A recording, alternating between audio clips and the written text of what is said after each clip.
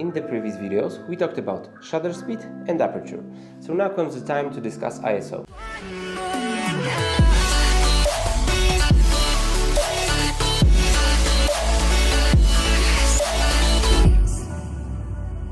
Hi, my name is Matt, and in today's video I will explain why you sometimes get grain or noise in your pictures. Looking for clues of what ISO is, Wikipedia as usual gives us a not so comprehensible definition. Film speed is the measure of a photographic film's sensitivity to light, determined by sensitometry and measured on various numerical scales, the most recent being ISO system. A closely related ISO system is used to describe the relationship between exposure and output image lightness in digital cameras. There is no photographic film in my camera, and I don't think they mean the camera's function to shoot films. Trying to figure out this ISO mystery, let's think about the situation when you find yourself on a sunny beach. You probably don't want to leave the beach looking like a tomato.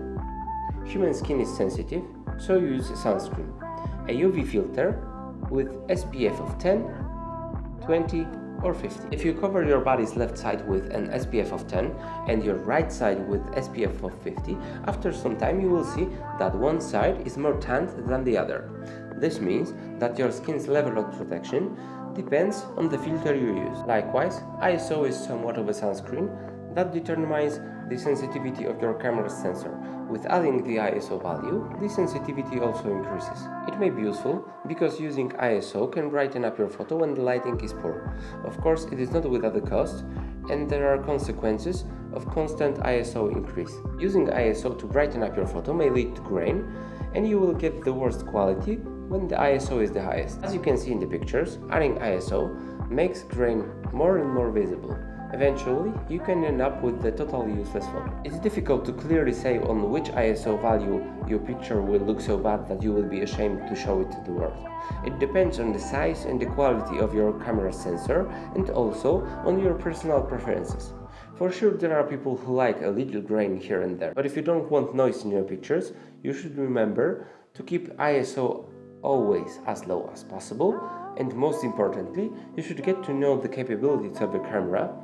Check to which level of grain and ISO you can be happy with your pictures, because this level may be different on every camera, and for example on this old guy, when you set ISO at level 500, your pictures will be totally garbage. I guess that's all about ISO, and if you are up to date with my videos, you already know the three basic camera functions, which are shutter speed, aperture and ISO. If you haven't seen my previous videos, I'll link them down below.